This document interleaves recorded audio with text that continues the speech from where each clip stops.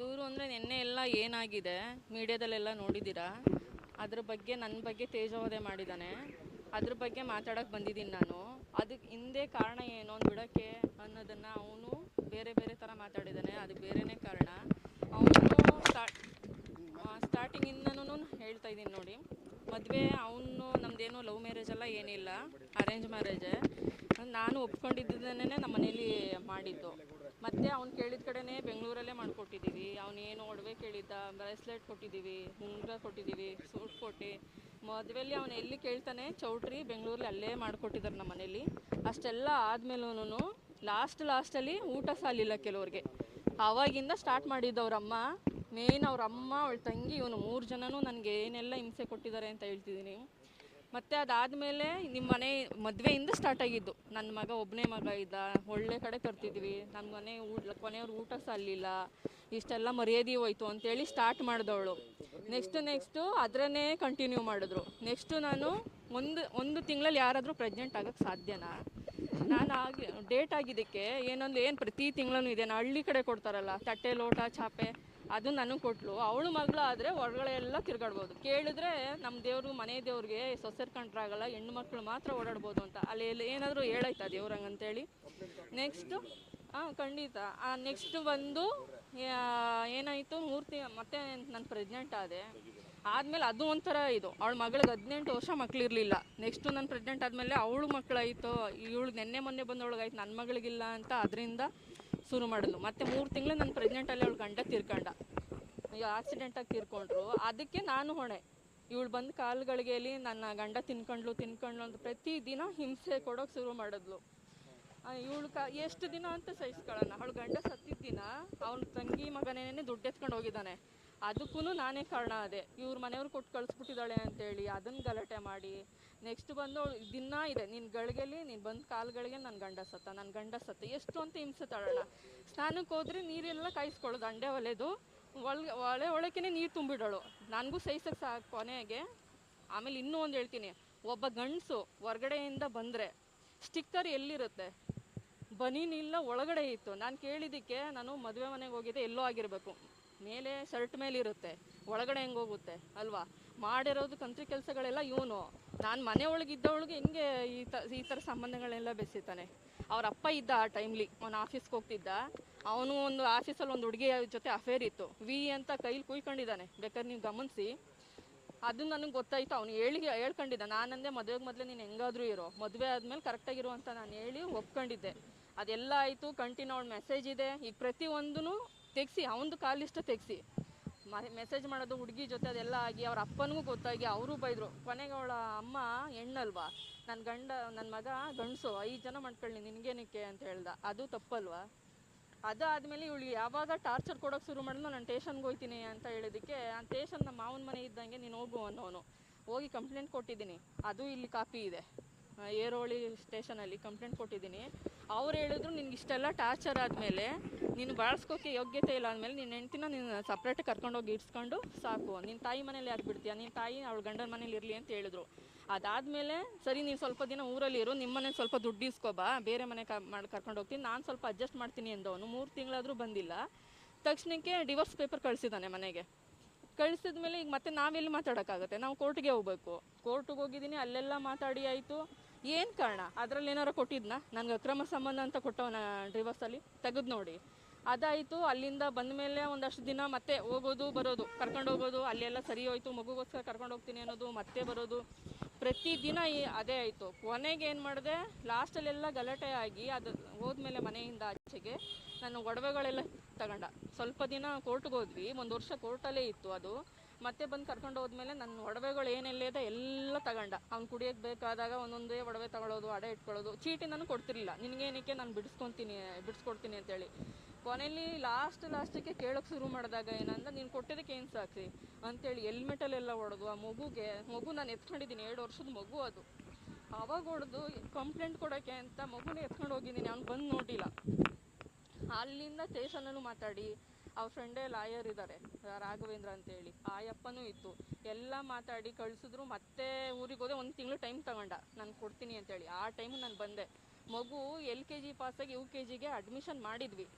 ಮಗು ಎಜುಕೇಷನ್ ಹಾಳಾಗುತ್ತಲ್ಲ, ನಮ್ಮದು ಇದಕ್ಕೋಸ್ಕರ ಮಗು ಜೀವನ ಹಾಳಾಗೋದು ಬೇಡ ಅಂತೇಳಿ ಅವ್ನು ಎಷ್ಟು ಹಿಂಸೆ ಕೊಟ್ಟರು ನಾನು ವಾಪಸ್ ಬಂದೆ. ನಾನು ಬಂದ ಮೇಲೆ ಅವ್ನು ಏನು ಮಾಡಬೇಕು, ಮನೆ ಬೀಗ ಹಾಕೊಂಡು ಅವ್ರ ಅಮ್ಮ ಮಗ ಹೊರಟೋದ್ರು. ಆ ಸ್ಟೇಷನು ಎಲ್ಲ ಮುಗಿಸಿ ಮಧ್ಯಾಹ್ನ ಆಗೋಯ್ತು. ಬಂದಿದ್ದೀನಿ ನಾನು ಬರ್ತೀನಿ, ಮಗುಗೋಸ್ಕರ ಬರ್ತೀನಿ, ಸೇರ್ಸಕ್ಕೆ ರೆಡಿ ಇಲ್ಲ ಅವನು. ನೈಟ್ ಹೊರಟೋಗ್ಬಿಟ್ಟ. ಏನು ತಪ್ಪು ಮಾಡಿದ್ದೆ? ಅಕ್ರಮ ಸಂಬಂಧ ಎಲ್ಲಿ ಇತ್ತು? ಈಗ ಅಕ್ರಮ ಸಂಬಂಧ ಅಂತ ಅಂದರೆ ನಾನು ಒಬ್ಬನೇ ಅವನನ್ನು ಅಲ್ಲಿ ಮನೆಗೆ ಕರ್ಸ್ಕೋಬೇಕು, ಅಥವಾ ನಾನು ಹೊರಗಡೆಗೆ ಹೋಗ್ಬೇಕು. ಏನು ಇಲ್ದನೇ ನನ್ನ ಮೇಲೆ ಅಪವಾದ ಮಾಡಿ ಕೊನೆಗೆ ಮಧ್ಯರಾತ್ರಿ ಆಚೆ ಬಿಟ್ಬಿಟ್ಟು ಹೊರಟೋಗ್ಬಿಟ್ಟ. ಏನಾದರೂ ಆ ಮಗು ಅವಂದಾಗಿರ್ಲಿಲ್ವಾ? ಆ ಮಗು ತಿಂದಿದ್ಯಾ ಉಂಡಿದ್ಯಾ ಏನು ಕೇಳಿಲ್ಲ, ಹೊರಟೋಗ್ಬಿಟ್ಟ. ಆ ಏರಿಯಾದಲ್ಲಿ ಒಬ್ಬಣ್ಣ ಇದ್ದು ಆ ಎದುರುಗಡೆ ಮನೆ ಒಂದು ರೂಮ್ ಮಾಡಿ ಇರಿಸಿ ಅದ್ರ ಬೆಳಗ್ಗೆ ನನ್ನನ್ನು ಕಳಿಸ್ಕೊಟ್ರು. ಮತ್ತೆ ಸ್ಟೇಷನ್ಗೆ ಹೋದ್ವಿ.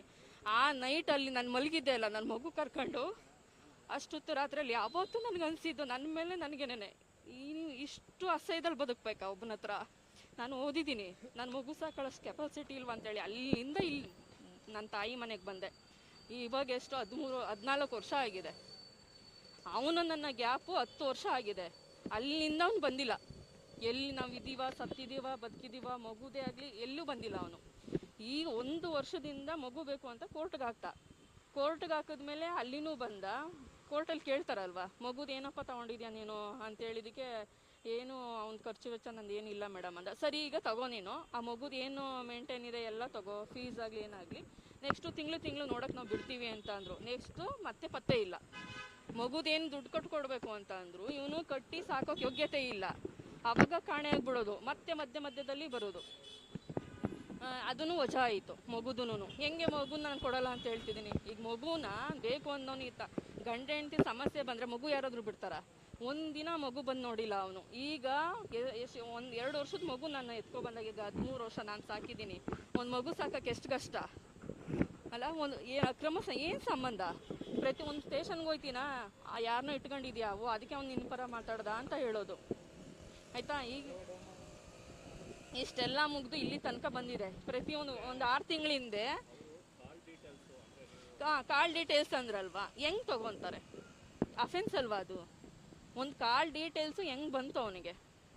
ತಗೊಂಡೆ ಅಂತ ಹೇಳ್ತಾನಲ್ಲ, ಅದನ್ನ ನನಗೆ ಬೇಕು. ನೆಕ್ಸ್ಟು ಅವನು ಸಾಕೋಕ್ಕೆ ಯೋಗ್ಯತೆ ಇಲ್ದೇ ನಾನು ರೋಡಿಗೆ ಬಿಟ್ಟೋಗಿದ್ದು. ಅವ್ರ ಅಪ್ಪ ಇರೋ ತನಕ ಅಷ್ಟೇ ಅವ್ರ ಮನೆ. ಸತ್ತ ಮೇಲೆ ಇವಂದೇ ತುಂಬ ಚಟಗಳಿದೆ. ಇಲ್ಲಿ ಸ್ವಲ್ಪ ಹೇಳ್ತಾ ಇದ್ದೀನಿ, ಇನ್ನೂ ಬೇಜಾನಿದೆ ಅವನ ಕತೆಗಳು. ಅದರಲ್ಲಿ ಅವ್ನು ಮತ್ತೆ ಸಾಕಬೇಕಾಗುತ್ತೆ ಅಂತ ಬಿಟ್ಟೋದವನು ಮತ್ತೆ ಬರಲಿಲ್ಲ. ಅದನ್ನು ಬಿಟ್ಟು ನನ್ನ ಮೇಲೆ ಏನಕ್ಕೆ ಅಪವಾದ ಹೊರಿಸ್ಬೇಕು ಅವನು? ನಮ್ಮ ಶಾಸಕ ಅಂದರೆ ನಮ್ಮ ಮಳವಳ್ಳಿ ತಾಲೂಕು, ನಾನು ಆ ತಾಲೂಕಿನವಳೇನೇನೆ, ಗೊತ್ತಿರಲೇ ಇರುತ್ತೆ, ಎಲ್ಲರಿಗೂ ಗೊತ್ತಿರುತ್ತೆ. ಹಂಗಂದ ತಕ್ಷಣ ಇಟ್ಕೊಂಡ್ಬಿಡ್ತಾರ. ಈಗ ಇಲ್ಲ ಪರಿಚಯ ಇಲ್ಲ ನನಗೆ ಗೊತ್ತಿದೆ. ಈಗ ಒಬ್ಬ ತಾಲೂಕು MLA ಅಂದರೆ ಹಳ್ಳಿಯವರು ಗೊತ್ತಿರಲ್ವ ನಮಗೆ? ನಾನು ಅದೇ ತಾಲೂಕಲ್ಲಿರೋಳು, ಗೊತ್ತಿದೆ. ಬಟ್ ಇವನು ಹೇಳ್ದಂಗೆ ಯಾವುದೇ ಸಂಬಂಧಗಳು ಇಲ್ಲ ನನಗೆ. ಇವನು ಸಾಕೋಕ್ಕಾಗದೆ ನನ್ನ ಮೇಲೆ ತೇಜೋವಧೆ ಮಾಡಿ ಈ ಥರ ಮಾಡ್ತಿದ್ದಾನೆ. ಇಲ್ಲಿ ತನಕ ಒಂದು ಸರಿಗೆ ಕೋರ್ಟಿಗೆ ಬರಲ್ಲ ಅವನು. ಈಗ ಬೇಕು ಅಂದರೆ ಕೋರ್ಟ್ ಡೈವರ್ಸ್, ನಿಮ್ಮ ಎದುರಿಗೆ ಹೇಳ್ತಿದ್ದೀನಿ, ಅವನು ಸಾಕೋ ತಾಕತ್ತಿದ್ದಿದ್ರೆ 10 ವರ್ಷ ಬೇಕಿತ್ತು ಅವನು ಕೋರ್ಟಿಗೆ ಬಂದು ಅವನು ಡೈವರ್ಸ್ ತಗೊಳ್ಳೋಕ್ಕೆ. ತಗೊಂಡು ಯಾವಣ್ಣಾರು ನಿಮ್ಮ ಮುಂದೆನೇ ಹೇಳ್ತಿದ್ದೀನಿ, ಈಗ ಸೆಕೆಂಡೇ ಯಾರನ್ನಾರು ಕರ್ಕೊಬಂದು ನನ್ನ ಮುಂದೆ ತಾಳಿ ಕಟ್ಟಲಿ ಅವನು. ನಾನು ಬೇಡ ಅಂದರೆ ಕೇಳಿ, ಈಗಲೇ ತಗೊಬರಲಿ ಡಿವೋರ್ಸ್ ಪೇಪರು, ನಾನು ಸೈನ್ ಮಾಡಿಕೊಡ್ತೀನಿ. ಈಗ ಹೇಳಿದ್ದಾನೆ 20 ಲಕ್ಷ 30 ಲಕ್ಷ ಎಲ್ಲಿ ಕೇಳಿದ್ದೀನಿ? ಅದು ಯಾವಾಗ ಸರ್ ಹಾಕೋದು? ಯಾವ ಟೈಮಿಗೆ ಕೇಳ್ತಾರೆ? ಇವ್ನು ಕೋರ್ಟ್ಗೆ ಬಂದಿಲ್ಲ ಅಂದರೆ ಲಕ್ಷ ಕೊಡುವಂತ ಯಾರು ಕೇಳ್ತಾರೆ? ಏನಕ್ಕೆ ಇಷ್ಟೆಲ್ಲ ಸುಳ್ಳು ಹೇಳಬೇಕು? ಒಂದು ಹುಡುಗಿ ಜೀವನ ಹಾಳು ಮಾಡಿ ಅವಳ ಮೇಲೆ ಇಷ್ಟೆಲ್ಲ ತೇಜೋವಧೆ ಮಾಡಿ ಬದುಕಬೇಕಾಗಿರಲ್ಲ. ಊರಲ್ಲಿದ್ದೀನಿ. ಈಗ ನಾನು ಅಲ್ಲಿಂದ ಬಂದೆ, ನಾನು ಹೇಳಿದೆ ಅಲ್ಲ, ಅಲ್ಲಿ ಅವ್ನು ಯಾವಾಗ ನನ್ನನ್ನು ರೋಡಲ್ಲಿ ಮಲಗಿಸಿ ಕಳಿಸ್ತಾ ಅವಾಗ ನಾನು ಊರಿಂದ ಬಂದಿದ್ದು. ನಾನು ಡಿಗ್ರಿ ಮಾಡಿಕೊಂಡೆ, MA ಮಾಡಿಕೊಂಡೆ. ಈಗ ನಾನು ವರ್ಕ್ ಫ್ರಮ್ ಹೋಮ್ ಮಾಡ್ಕೊತೀನಿ. ನನ್ನ ಜೀವನ ನಾನು ನಡೆಸ್ತಿದ್ದೀನಿ. ನನ್ನ ತಂದೆ ತಾಯಿ ಇದ್ದಾರೆ, ನಮ್ಮ ಅಕ್ಕ ತಂಗಿರಿದ್ದಾರೆ, ನೋಡ್ಕೊತಾರೆ ಎಲ್ರೂ. ನನ್ನ ಅಷ್ಟು ಏನೂ ಇದಿಲ್ಲ, ನನ್ನ ಸಾಕುವಷ್ಟು ಇಲ್ಲ. ಒಂದು ಡಬಲ್ ಡಿಗ್ರಿ ಮಾಡಿದ್ದೀನಿ ಅಂದರೆ ಹೊರಗಡೆ ಹೋದ್ರೆ ಕೆಲಸ ಸಿಗಲ್ವಾ? ವರ್ಕ್ ಫ್ರಮ್ ಹೋಮ್ ಮಾಡ್ಕೊಂಡಿದ್ದೀನಿ. ನಾನು ಮಗು ಸಾಕ್ತಾ ಇದ್ದೀನಿ. ಅದೇ ಹೇಳಿದೆ ಅಲ್ಲ, ಇಲ್ಲಿ ವರ್ಕ್ ಫ್ರಮ್ ಹೋಮ್ ಮಾಡ್ತಿದ್ದೀನಿ. ನನ್ನ ಮಗು ಸಾಕೊಂಡು ನನ್ನ ಪಡೆಗೆ ನಾನು ಹೋಗ್ತಾ ಇದ್ದೀನಿ. ಎಲ್ಲ ಸುಳ್ಳು, ಪ್ರತಿಯೊಂದು ಸುಳ್ಳು. ಈಗ ಒಬ್ಬರ ಹತ್ರ ಇದ್ದೀನಿ ಅಂದರೆ ನಾವು ಎದುರುಗಡೆ ಇದ್ದಾಗ ನಮ್ಮಿಬ್ರು ಸಿಕ್ಕಿದ್ರೆ ಮಾತ್ರ ಅಲ್ವಾ ಇವರಿಬ್ರದ್ದು ಏನೋ ಇದೆ ಅಂತ. ಎಲ್ಲಿ ನೋಡಿದಾನ ಅವನು? ಪ್ರತಿಯೊಂದು ಕತೆಗಳು ಕಟ್ಕೊಂಡು ಇವನು ಹೇಳಿದ್ನಲ್ಲ 10 ವರ್ಷದಿಂದ ಇವನು ಯಾಕೆ ಬರಲಿಲ್ಲ? ಇಲ್ಲ ಖಂಡಿತ ಇಲ್ಲ, ಯಾವುದೂ ಇಲ್ಲ. ಯಾವುದು ಇಲ್ಲ ಸರ್, ಎಲ್ಲ ಸುಳ್ಳು ಸುಳ್ಳು ಕತೆಗಳು ಅಷ್ಟೇನೆ. ಈಗ ಹೇಳ್ತಾ ಇದ್ದೀನಲ್ಲ, ಒಬ್ರು ಶಾಸಕರು ನಾವು ಮಳವಳ್ಳಿ ಆಗಿದ್ಕೊಂಡು ಮಳವಳ್ಳಿ MLAಗಳು ಗೊತ್ತಿರಲ್ವಾ? ಈಗಿರೋರು ಗೊತ್ತಿಲ್ವಾ? ಎಲ್ಲರೂ ಗೊತ್ತಿರ್ತಾರೆ, ಹಂಗಂದ ತಕ್ಷಣನೇ ಇಟ್ಕೊಬಿಡ್ತಾರ ಮಾತಾಡ್ತಾರ? ಎಲ್ಲರೂ ಗೊತ್ತಿರ್ತಾರೆ, ಹಂಗಂದ ತಕ್ಷಣನೇ ಇಟ್ಕೊಬಿಡ್ತಾರ ಮಾತಾಡ್ತಾರ? ಈಗ ಇಟ್ಕೊಂಡಿದ್ದೀನಿ ಅಂತ ಜೊತೆಗಿರೋದಿದೆಯಾ? ಅಲ್ವಾ? ನಾನು ಅವರು ಜೊತೆಗೆ ಇದ್ದಿದ್ನ ಇವ್ನು ಡೈರೆಕ್ಟಾಗಿ ಬಂದು ನೋಡಿದ್ರೆ ಅದನ್ನ ಹೇಳ್ತಾರೆ, ಅದಿದೆಯಾ ಅವನ ಹತ್ರ? ಈಗ ಕಾಲ್ ಲಿಸ್ಟ್ ಅಂತಾನೆ, ಕಾಲ್ ಲಿಸ್ಟ್ ಹೆಂಗ್ ತೆಗ್ಸಕ್ ಸಾಧ್ಯ? ಅದು ಯಾವ ಟೈಮಲ್ಲಿ ತೆಗಿತಾರೆ ನಿಮ್ಗೆ ಗೊತ್ತಿರುತ್ತೆ ಅಲ್ವಾ? ಇವ್ನು ಹೆಂಗ್ ತೆಗ್ದ ಅದೆಲ್ಲ? ಇವನು ಇದೆ, ನಾನು ಹೇಳಿದೆ ಅಲ್ಲ, ಒಂದು ಹುಡುಗಿ ಇಟ್ಕೊಂಡು ಇವನು, ನನಗೆ ಅವಳಿಗೂ ಮದುವೆ ಆಗಿದೆ, ಇವನ್ ತರ ಒಂದು ಹೆಣ್ಣಿನ ಜೀವನ ಹಾಳು ಮಾಡಕ್ ನನ್ಗೆ ಇಷ್ಟ ಇಲ್ಲ. ಅವಳಿಗೂ ಮದುವೆ ಆಗಿದೆ, ಅವ್ಳು ತೆಗಿಸಿ ಅವನದೇ ಡೀಟೇಲ್ಸ್ ತೆಗಿಸಿ, ಅವನೇನೆಲ್ಲ ಹುಡುಗಿ ಜೊತೆ ಮಾಡ್ತಿದ್ದ ಪ್ರತಿಯೊಂದು ಇದೆ.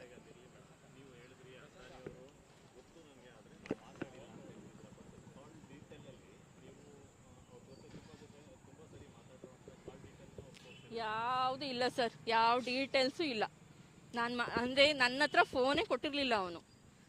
ನನ್ನ ಫೋನಲ್ಲೇ ಮಾತಾಡಬೇಕು ನಿನ್ನ ಮನೆಗೆ ಅಂತೇಳಿ ಅವನ ಫೋನಲ್ಲಿ ವಿತ್ ರೆಕಾರ್ಡು. ಅವ್ನ ಮನೇಲಿ ಏನೇ ಹಿಂಸೆ ಕೊಟ್ರು ನಾನು ನನ್ನ ಮನೆಗೆ ಹೇಳಂಗಿಲ್ಲ. ಅವ್ನು ಕೊಟ್ಟರು ನಾನು ಹೇಳ್ಕೊಂಡಿಲ್ಲ, ಯಾಕೆಂದರೆ ನಾನು ನೋಡಿ ಮದುವೆ ಮಾಡ್ಕೊಂಡಿದ್ದು, ನಾನು ತೋರಿಸಿದ್ದಕ್ಕೆ ಅವ್ರು ಮಾಡಿದ್ದು.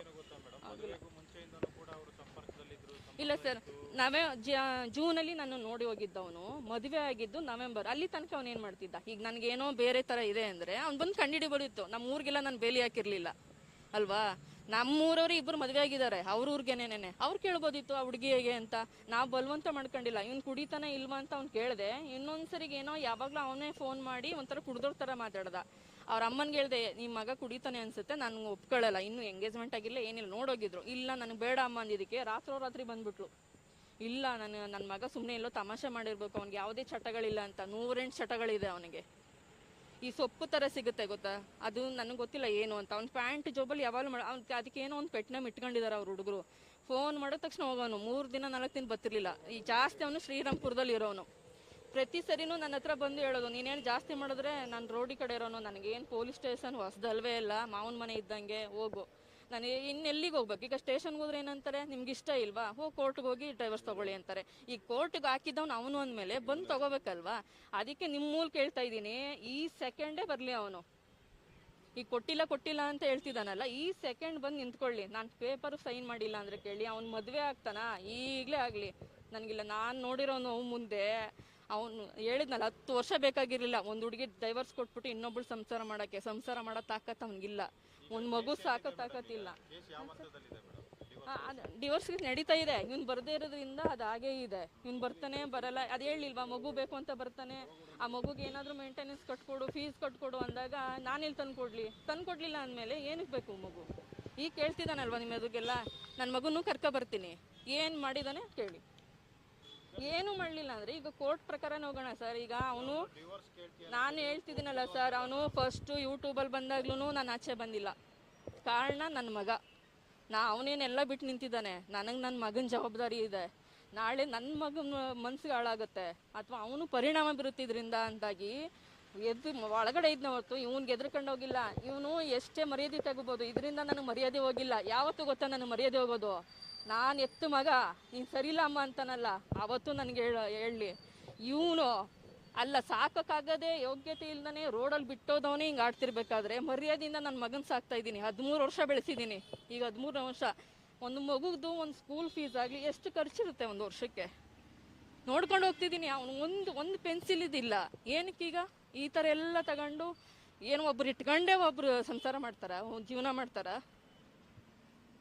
ಮರ್ಯಾದೆ ತೆಗಿಬೇಕು ಅಂದ್ರೆ ಈ ಥರ ತೆಗೆದು ಬದುಕ್ಬೇಡಿ. ನಾನು ಯಾರಿಗೆ ಹೇಳ್ತಿದ್ದೀನಿ, ಎಲ್ಲ ಗಂಡು ಮಕ್ಕಳೇ ಆಗಲಿ ಯಾರೇ ಆಗಲಿ, ನಿಮಗೆ ಸಾಕೋ ತಾಕತ್ತಿದ್ರೆ ಮಾತ್ರ ಮದುವೆ ಮಾಡ್ಕೊಳ್ಳಿ. ಹಿಂಗೆ ಕಂಡವ್ರು ಹೆಣ್ಮಕ್ಳು ಸಿಕ್ಕಿದ್ರು ಅಂತ ಬೇಕಾದಾಗ ಯೂಸ್ ಮಾಡ್ಕೊಂಡು